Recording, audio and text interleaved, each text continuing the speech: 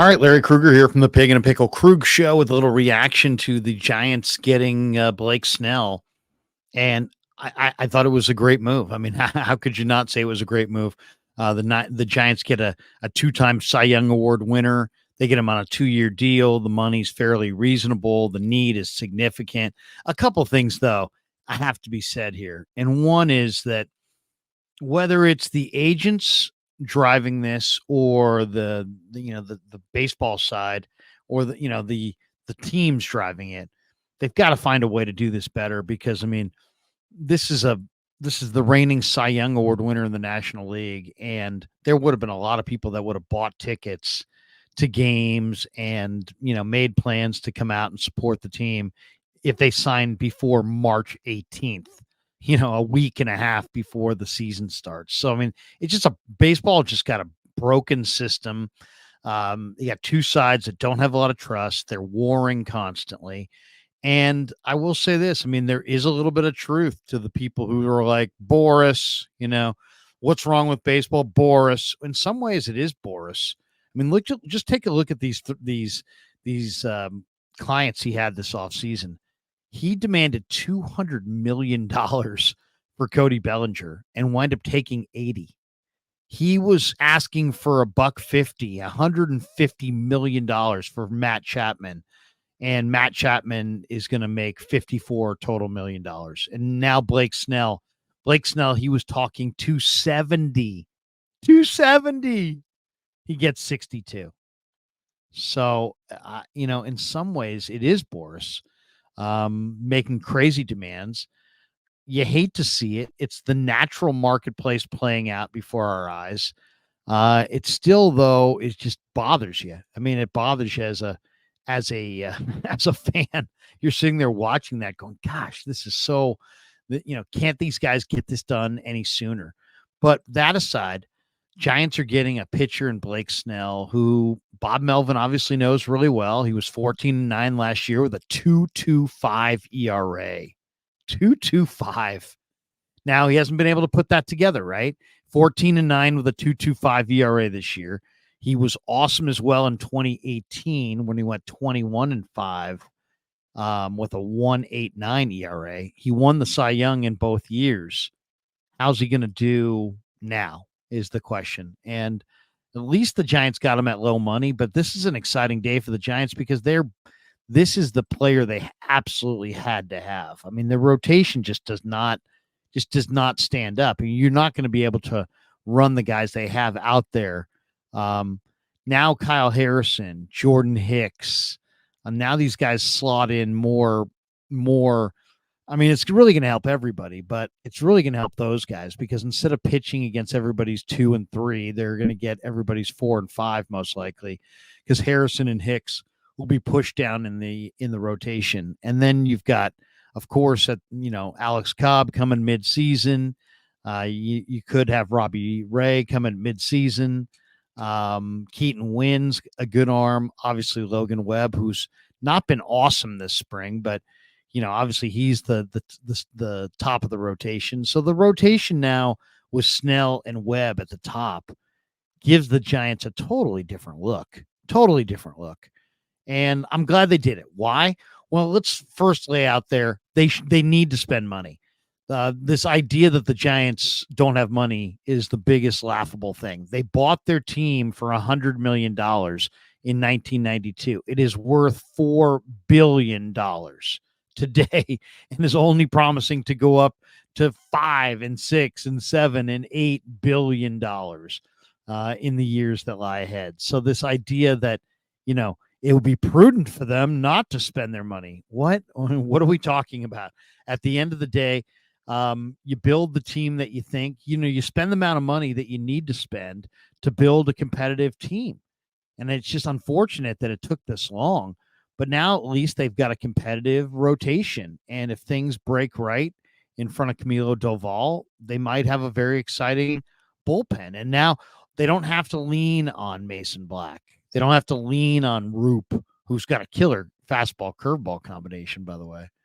But they don't have to lean on these guys. Now those guys can be at AAA and just kind of tuning it up and that makes a huge difference.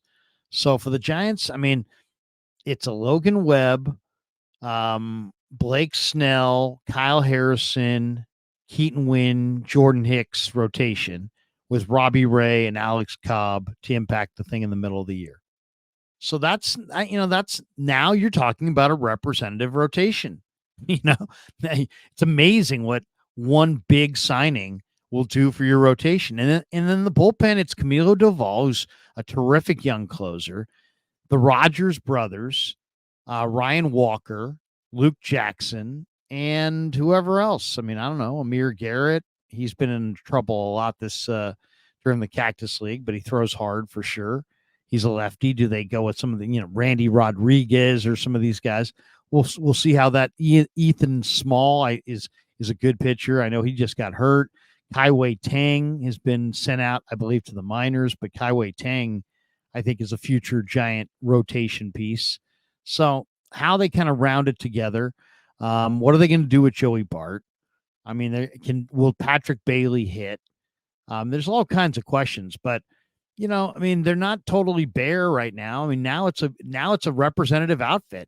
You've got, but they had to get Chapman super late and Snell super late.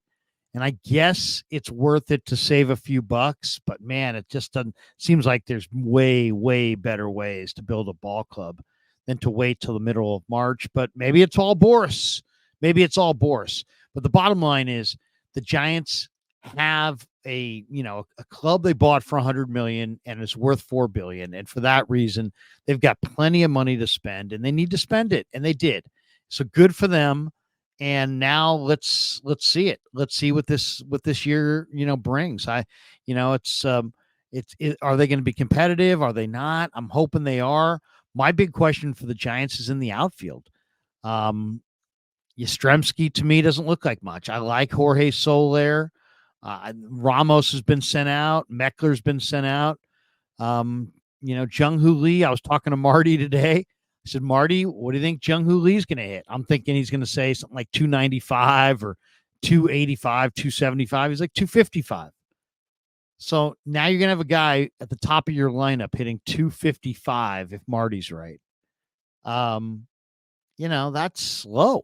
I mean, that's going to be a major, major problem for the Giants. But I love Jorge Soler, the fact they added that power bat. Clearly, Flores and Wade Jr. are swinging it well enough to man first, even though I would much prefer to have seen Rhys Hoskins signed in the offseason. Tyro's at second, Chapman's at third. And unfortunately, I think Luciano is going to be farmed out, and it's going to be Nick Ahmed every day at shortstop. And I'll say this, man. Sure, I think Giants fans are going to be glad by the end of this year that they went with Nick Ahmed instead of Brandon Crawford back, because Nick Ahmed, I think, has more life in his body and more game left. So anyway, I think Nick Ahmed and Chapman on the left side is going to be fun to watch defensively. But now they got a shot. Now at least they got a puncher's chance, and they still probably can't score enough runs. But you know what? At least now they've got the makings of a top rotation, and they can compete with the Diamondbacks and the Padres. I don't think they're going to win the division, but it's not even about that as much as have a good year, win 90, go to the playoffs. And then anything, Giants fans are keenly aware that anything can happen in the playoffs. But to me, seeing them actually go forward for Snell makes me feel like, you know what? Maybe they actually are all in this year to win something. This guy won the Cy Young Award last year, the best pitcher in the league. It's the Cy Young. He had a league best ERA, 2.25. It's not a long-term deal for hundreds of millions of dollars, so you're protected on that front. And the manager knows him, and obviously this is going to be the front of the Giant rotation is Snell and Webb. So good move for the Giants to get it done for sure. Good move by Farhan to get it done. And now, now they've got more of a representative rotation. Now we can actually talk about what they could do this year, because now you've got a full complement of pitchers, including a top tier guy like this. Hopefully he can put together back-to-back seasons. He's never done it, but if he does, the Giants will be in a great situation on the mound. Now it's about, can they hit? So we'll find out. We're going to find out on the, what kind of offense this team has. The outfield is my big question. To me, they seem like one good outfielder away from being real. That's how I kind of see the Giants right now. They're Chapman's definitely going to help the infield. I think Ahmed's going to have an amazing bounce back year. I've always liked Bailey, and we'll see about Jung-Hoo Lee. Matos may bust out, but they seem like they're one major league outfielder away. Like if there was one move they could make before opening day, maybe you trade Joey Bart in some package for one major league caliber outfielder. But to me, that's what I see. I see a team they need one more major league caliber outfielder who can hit. And if they have that, it's game on. It's game on. And the Dodgers are obviously loaded at an incredible degree. But as far as the rest of the National League, the Giants would be competitive with almost every other team if they could wind up with one, maybe one more good hitting outfielder instead of what they got. You look at that roster in the outfield, those names. I mean, Conforto, Jung-Hoo Lee, Matos are your best. Slater, Soler's your DH, and Yaz. I mean, to me, if you could upgrade one of those guys, that would be worth doing. That's what I would look to do. If they could get one more legitimate outfielder who could hit, it's anybody's ball game. But good move getting Snell, for sure. Good move getting Snell, and you got Snell in your price, and now you get a representative rotation, and you get the fans excited, and I think it was the move they needed to make. It was the move they should make, and they got it done. And I guess, is it worth it to make everybody wait to save a few $1,000,000? Maybe it is. Maybe it is.